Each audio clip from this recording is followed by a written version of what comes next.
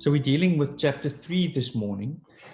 And yeah, I think this is probably the most known chapter of all the chapters of Daniel, just because it's the story of Daniel and his friends, or Daniel's friends then, going into the fiery furnace. And yeah, I trust that at least this will make some more sense, or even highlight a few things that you've probably known in the past about Daniel's story, but also that it can enrich your experience or understanding of what happened there.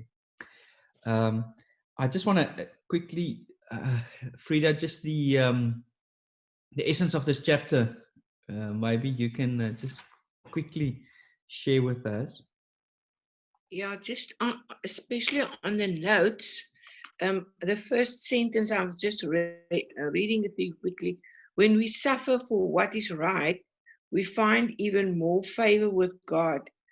I'm just scared that it sounds like we need to buy God's favor, and this is not what I meant when I wrote that. It's that we actually, yeah, it's like we want to contribute to God to show him how we love him. Yeah, so that's why I just, it's not that we've got to buy God's favor. It's not how much we do, we'll get his favor. We have his favor anyway. But just, it's just a way for us to show our gratitude. And the more we go through suffering, patiently and with endurance and trusting him, it's like we're just pleasing our dad. We just want to make him happy. Yeah. So yeah, that's just what I meant when I wrote that. And then also what to me was the whole thing about this fiery furnace experience was, to me, was the trust that they had in God. It doesn't matter whether they're going to be killed or not. They trust God for whatever outcome was God's, but also in all of this, that they, by the way they reacted and acted and trusted God, they changed the heart of a heathen king. Yeah. And his whole attitude. And what's also amazing is it was like what Margot said this morning in the prayer meeting, that it was so amazing that Nebuchadnezzar still didn't catch the fact that God is the only God. Yes, he honored God. He was honoring God, but still he was, yeah. So sometimes, it's so true. We see God and we honor him, but do we really see him as the only God, the only solution, and how fair he is, how righteous he is? Yes, so to me, this is what stood out in this chapter. Yeah. So let's get into the chapter. I think it's precious to actually see this in Nebuchadnezzar's life. Daniel 3, then, verse 1 says, Nebuchadnezzar the king made an image of gold whose height was 60 cubits and its width 6 cubits. He set it up in plain of Dura in the province of Babylon. And then here in verse 2 it says, to come to the dedication of the image which the king Nebuchadnezzar had set up, he then let all his governors and officials come to come and see the dedication of this image. Now I want to mention, actually, because I went to go and have a look on how big this image actually was, and it says 60 cubits high, and I just wanted to quickly show you guys the one that you guys well know. Can you see that image of the Queen Victoria statue? No. Can't you see it? Let me just share that with you quickly.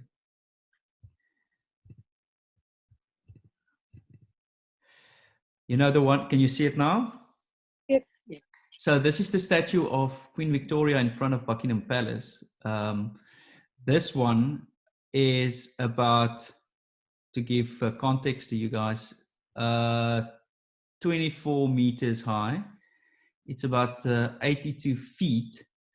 And so that's 25 meters. The 60 cubit one is 27 meters high, which is almost the same. So it just gives you perspective on how big the statue was actually, and what they were busy worshipping at the time. I just wanted to show you a picture actually of a painting. I don't know if you guys can see this one, but let me just share this with you so that you can just have it visually. Can you see that one of the Nope. fiery furnace? No. Sorry? No. Okay, let me just make sure that you guys get that. Okay, there you are. That's the fiery furnace one, a painting that was probably very old. But just to give you there in the background, they've got an image. It's probably not the same one, but it's just to give you an indication of what they did in the Persian or Babylonian Empire at the time. Just erecting statues like that, and it's not foreign actually to what we are doing these days. You know, if you go all over London, you see these statues of giving recognition to man, and that's actually something that we as humans often do, is exalting the contributions of people. And because we need to worship something, and it's easier to do it to something that you can see than something that you don't. So we start to magnify these things. I actually remember a few years ago, I went to, well, it's now a few years ago. It feels like yesterday, but it's life is going on. But about 97, I think 96, I went to a Michael Jackson concert in Cape Town, there in Greenpoint Stadium at that time. And they had this massive statue of Michael Jackson outside of the stadium. I don't know how they got that thing there, you know, all the way from America, but it was this massive thing. And it felt so awkward, you know, just to see people worshiping an idol, you know, a person that that really, you know, what became so great to them, you know. And I had the same feeling when I went to India. They've got these massive statues, and the one is Shiva, the you know, the is it the princess or the queen of fertility, you know, and then they bring offerings like fruit and you know, or even gold and stuff to this statue. And it was this awkward feeling that you have when people worship something so dead, but it's so alive. You know, it's so dominant, it's so authoritative. And this is what Nebuchadnezzar did in the time. And he raised this massive statue, and he had all his governors to agree with him to worship this thing. And it's strange that in society we often do the same. You know, it's not as if the people at the time were so afraid of the gods that they served, but it was sometimes so comfortable to actually all agree on serving these gods, because it also gave them power. It gave them the authority to rule over people by certain rules and regulations. And sometimes even in the house of God we do the same. You know, we miss actually the purpose of God being a loving God that extends his love to us, because God is different, you know, than the world. God is different in the sense of, you know, God does not overpower us and force us even to believe in his statues, but he has a father heart, extending his heart to us. And it's those moments that you and I sit in his presence and experience him revealing his heart to us, that we obey him most. That we actually extend our obedience to him the most. So I just want to go on. It says here, so they've expected all to fall down and worship the gold image that Nebuchadnezzar has set up. And whoever does not fall down and worship shall be cast immediately into the midst of the burning fiery furnace. And that's quite a challenge at the time for them. And I know that this was a test for them, Frida. Yes, yes. And what also was amazing to me about this statue is that this was 16 years after Nebuchadnezzar had that dream where God actually told him that he was the golden head. And now he's like he's been, becoming so, yes, God said he's going to do all these things. 16 years has gone by and I'm still here. I'm still the great king. And it was just like he was just actually wanting to lift himself up again against this God who he knows that he is the great I am. And then, yes, to me was just the arrogance of building a statue to be worshipped so that he will remain the golden head. That was just, to me, waiting 16 years and then. Yeah, and it's clear that in society, when I like what Shofar actually says. He says that people left to their own devices will always destroy themselves. That we always repeat in history the same pattern of we become so arrogant in thinking that we have the solution, that we at the end again come to the conclusion that man cannot save us. Even in the circumstances that we are now in, with this whole COVID-19 crisis, it's strange how people get so frustrated and even cross with government, and have an expectation for government to bring solutions to the table. I was just listening yesterday to BBC again and just hearing how people are really getting frustrated now because the government is not giving solutions. The government is not giving clarity on how we should go about going forward. But it's because our expectation is for government to produce. We've placed our trust so much in people and in governance that we forgot that God is our provider. And this is a clear pattern in history. Is that if we worship man, it will lead to destruction. And this is exactly what happens in the case of Daniel, because Nebuchadnezzar at this time, you must just keep in mind now, if you go and read the accounts even in 2 Kings and even in Chronicles, that Nebuchadnezzar was quite an influential king in the sense that he was now subduing Egypt. He was plundering them. He was the king of Egypt. Was really given a big hiding, from Nebuchadnezzar, and he was also plundering Jerusalem. He went into the temple, and he took all the artifacts that was of value. So he was really in the known world at that stage. Such a big name, and he was exalting himself above all. And that's what happens if we start to exalt ourselves and become so confident in our own abilities. Is that we will always, that arrogance will lead us to a place where we will start to expect people to worship us rather than to God. yeah, I don't know if anyone else wants to contribute until this verse that we've shared now.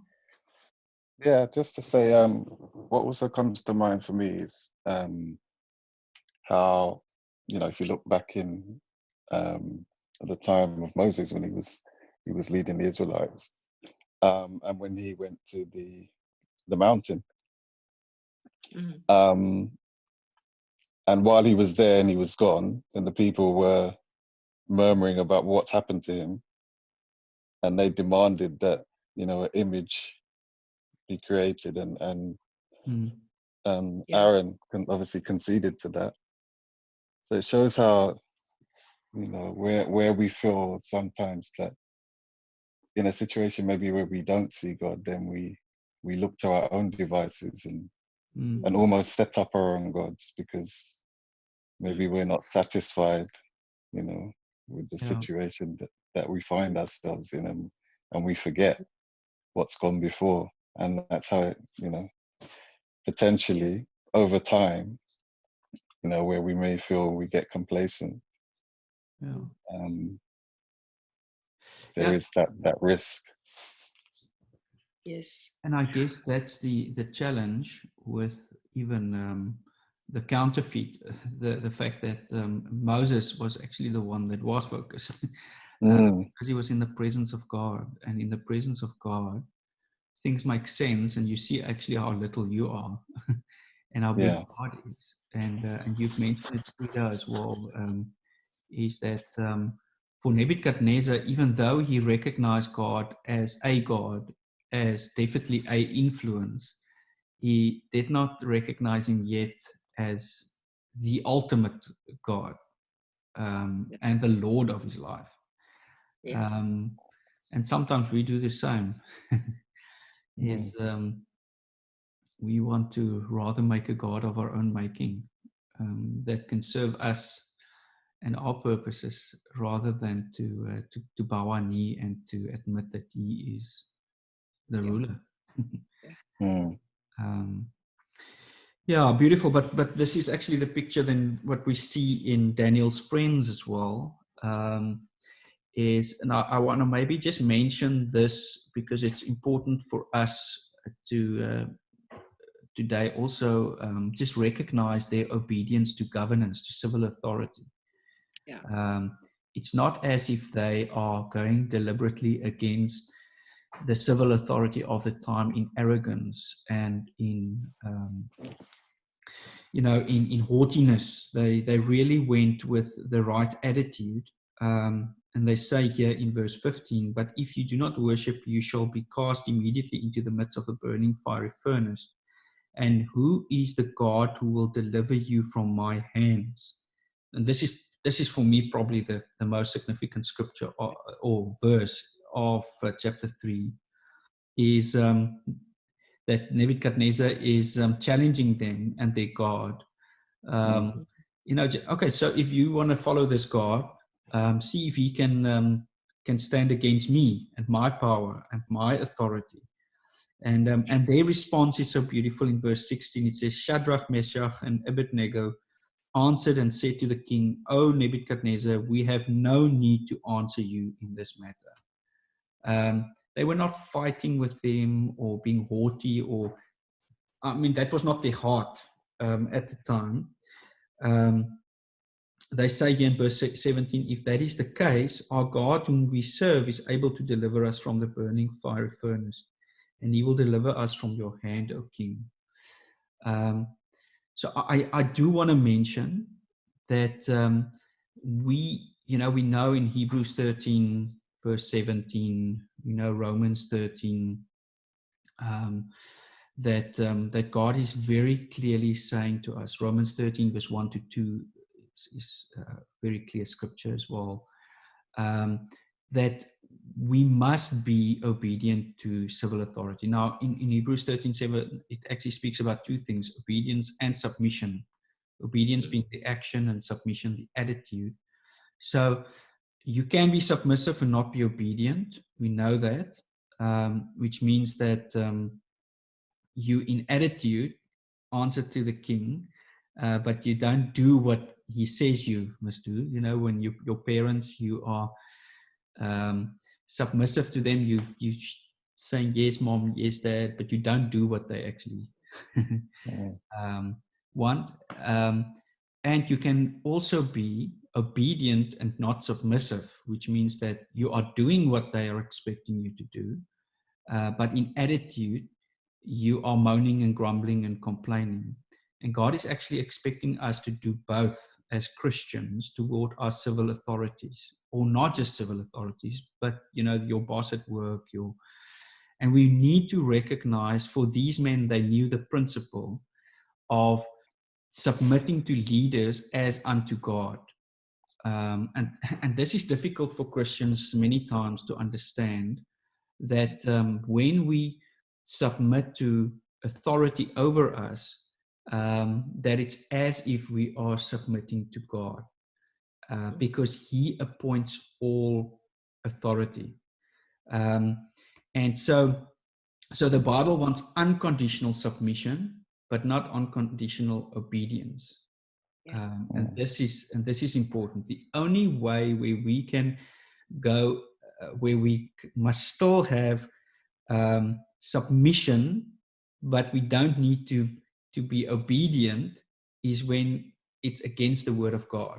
And this is what Daniel's friends is doing here, because they're still humble and submissive toward the authorities over them, but they are not obeying.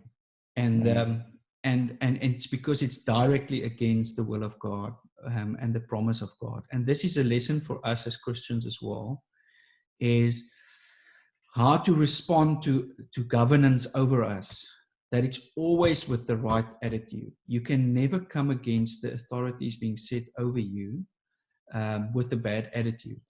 It must always be in a loving, respectful manner, because you are doing it as unto God.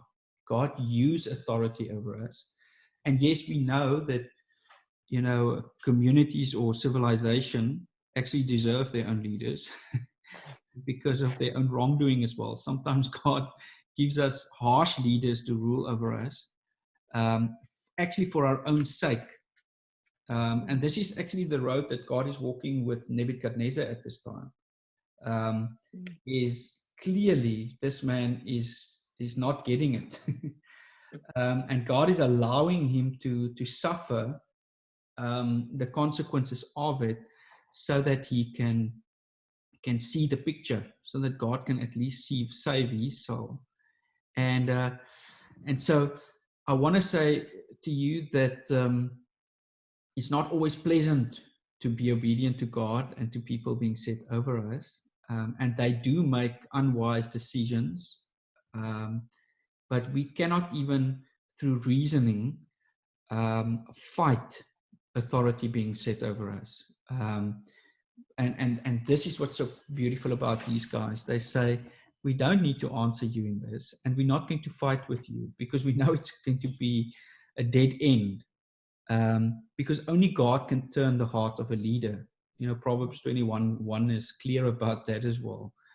And our hope is not in the civil authorities, but in God changing and affecting their hearts, because God can change the circumstances for a community or civilization in such a way that he can appoint even a new leader if necessary to fulfill these purposes. God is sovereign. God is in control of every authority that's set over us. And the way to respond to this is like these men. Let's come to God and let's trust him. And this is real faith. I'm telling you to say these words, that if that is the case, our God, whom we serve, is able to deliver us from the burning fiery furnace, and he will deliver us from our hand, O King. But if not, so they are even saying, is if God does not even do that, let it be known to you, O King, that we do not serve your gods, nor will we worship the golden images you have set up. This is quite a statement. Sorry, can get in. What to me was amazing there is that they said to the king, we will willingly take the punishment because we cannot obey you in this. They were in submission to that fact, that they will say, yes, O king, if we do not obey, we will take the punishment instead. But that was to me the sign of their submission, is that they were willing to take the punishment in spite of the fact that they were going to be burning in that terrible fire. Yeah. But also they trusted God for the outcome. Yeah. So and to me, just add this, in marriage, sometimes women say, yes, but my husband's making the wrong decision. And to me, it's yes, then you submit and you wait for the outcome, and then you hold up his hands, you help him up afterwards when the mistake was revealed.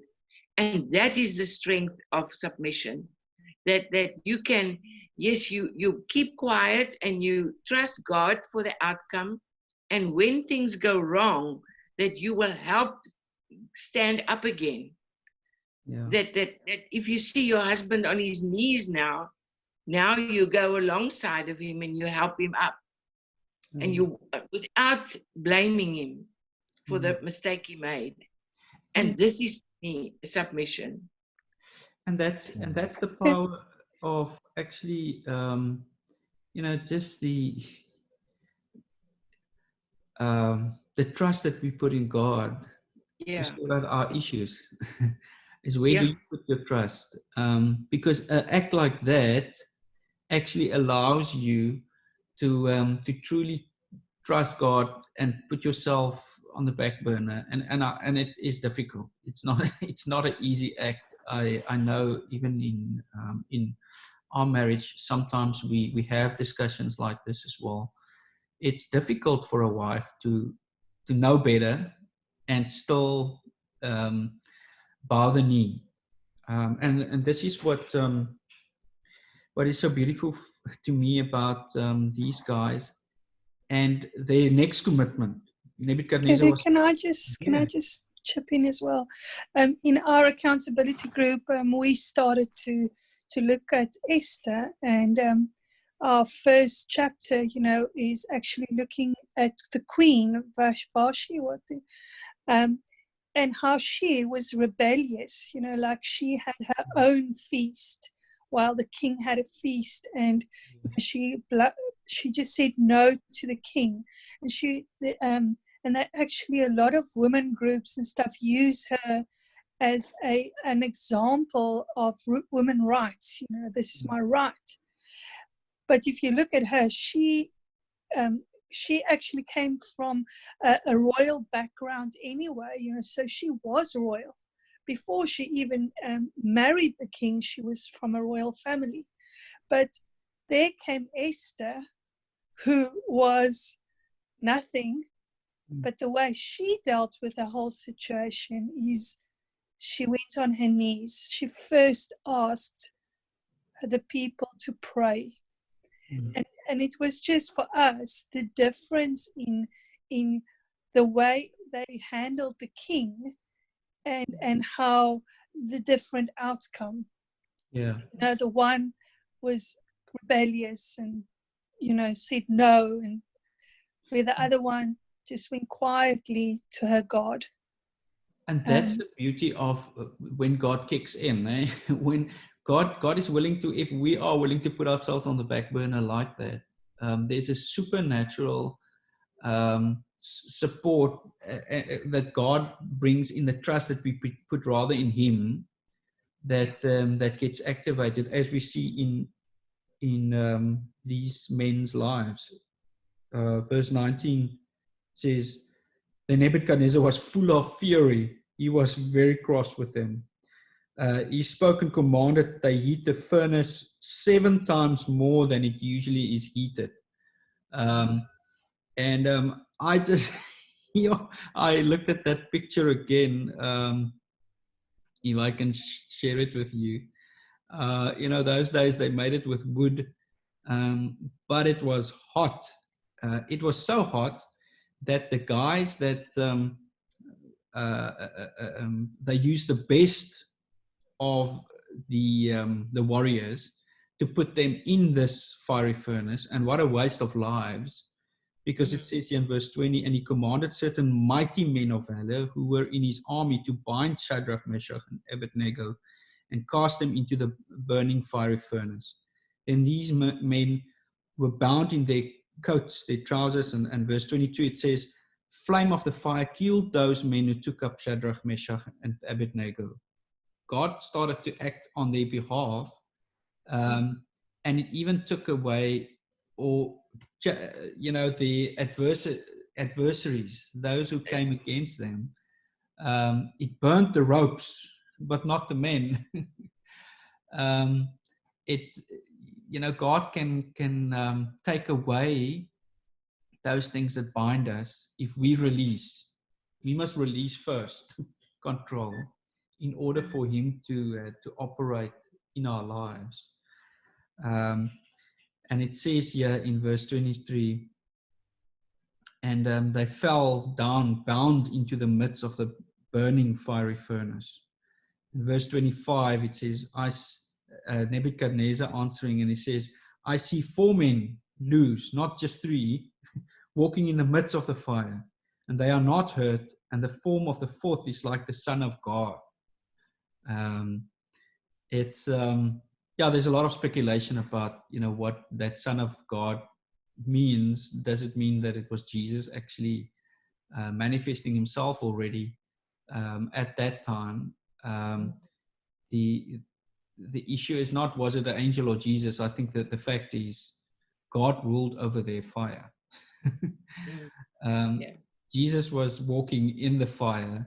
The angel was walking in the fire, and he was taking hold of the pain and the suffering that they had to go through, not withholding them from the suffering, but walking in the suffering with them, so that they could experience freedom. This is amazing. This is really something else. And it says in verse 27, it says, they saw these men on whose bodies the fire had no power. The hair of their head was not signed, nor were their garments affected, and the smell of the fire was not on them. There was not even a smell of fire on them. And Nebuchadnezzar spoke, saying, blessed be the God of Shadrach, Meshach, and Abednego, who sent his angel and delivered his servants who trusted in him. They yielded their bodies that they should not serve nor worship any other except their own God. And then he made a decree that anyone that speaks against the God of Shadrach, Meshach, and Abednego would be cut in pieces, as was the custom of the time, to really rule with fear again, to say, listen, you must recognize the God of Shadrach, Meshach, and Abednego. This is hard stuff, and I think to come to the end of this chapter,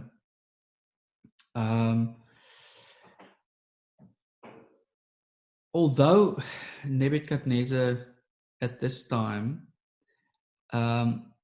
repented and was even saying that they should worship their God, he mentions their God,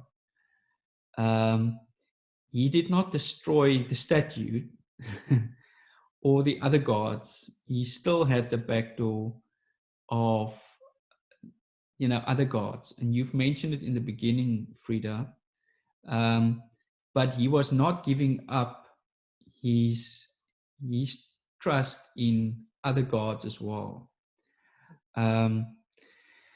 If we are only in awe of what God does in our lives, and not change and choose to abide under his authority,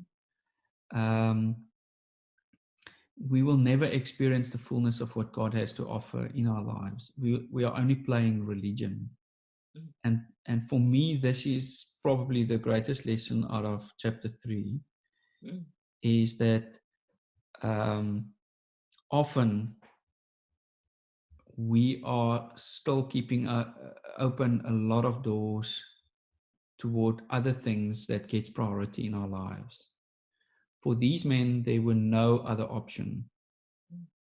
For these men, there was a clear line not to be crossed, is we will not worship other gods except the one that is the true source of life. And this is a challenge to us in the society that we are in, because if we want to admit it or not, you've said it this morning, Margot, as well, but we listen to a lot of other voices. We put our trust in a lot of other voices in our lives, and we are not willing to put our money where our mouth is, and know that the consequences will cost our lives, because we are so afraid of that heating to be put up 7 times more than the usual fire. We are so afraid, and again, that's how the world rules, is we are always expected to conform to the worldly standards and worldly norms, and everything in society today is forcing us to abide to things beyond God. We had a discussion with the kids last night, or yesterday morning actually, just about, what does it mean to when Jesus says, I'm only doing what the Father says I must do. And it was quite an amazing conversation to hear it out of a child's mouth, because for them, it's difficult to articulate what it means to do the will of the Father, because beyond doing what the Word says, the Bible says, and living by these principles, it's very difficult to say, but what is the will of God? What is the will of the Father if you don't have a relationship with Him? So we could challenge them in saying, listen, guys, you must spend time with God. You must put time out in your day to prioritize Him, because if not, it will be impossible to know His will. And it will be impossible to hear His heart and to obey accordingly. Because for so many in the Bible, the Pharisees, Sadducees, and we know Nicodemus at that confrontation, it was all the confrontation of, okay, you can admit that God is great and you can do whatever He's expecting of you, but until you get to have a relationship with Him and get to the phase where these guys are willing to sacrifice their lives because they don't want to displease the master that they love, we will not give up our lives, and we will not go against the norm in society that we are living. We will keep on abiding by the rules being set over us, and the priorities being set over us, and not make God's will the priority in our lives. And we know the consequence. We're probably going to talk about it next week, to see what happened to Nebuchadnezzar in his vanity, in his arrogance, what it leads to if we are left to our own devices. But it's difficult, but it's a place of blessing if we really know Him by heart. Me, like the challenge has been renewed today.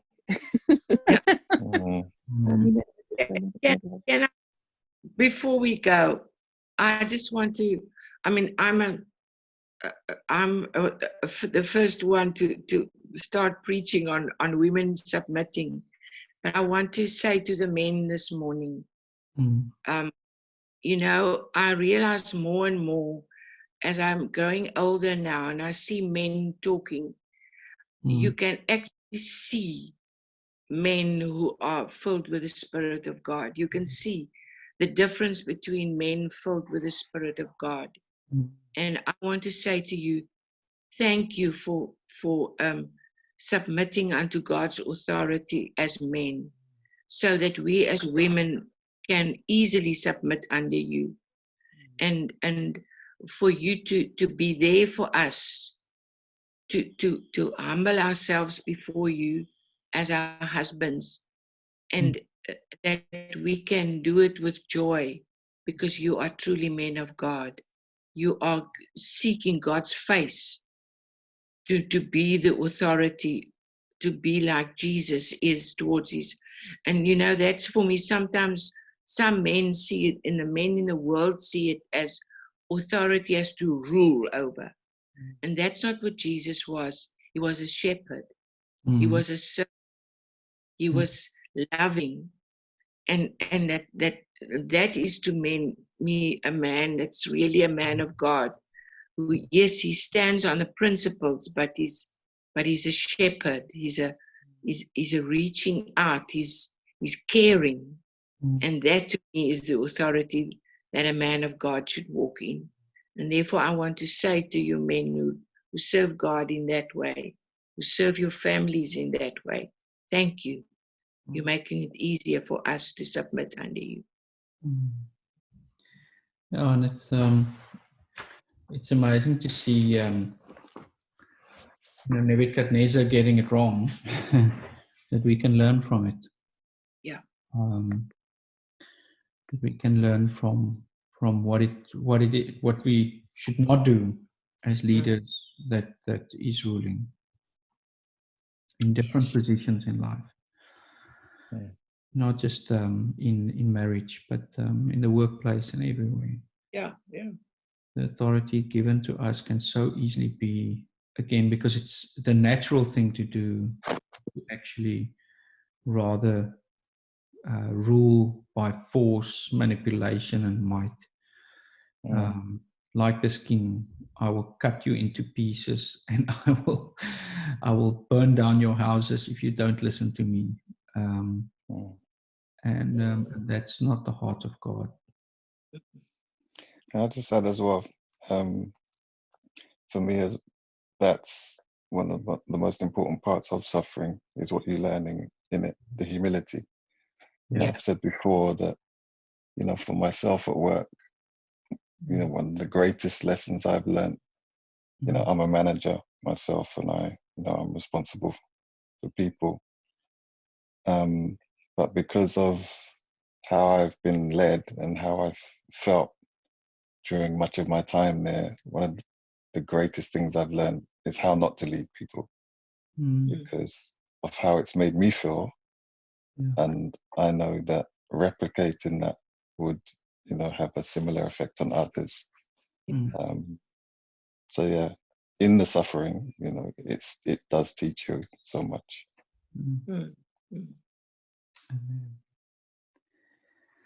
Amen. Yeah. Guys, be blessed today. Thank you for slotting in. We'll keep on doing it. Be blessed. Yeah. Thank you. Amen. Okay, guys. Bless. Bye. Bye. Bye. Bye.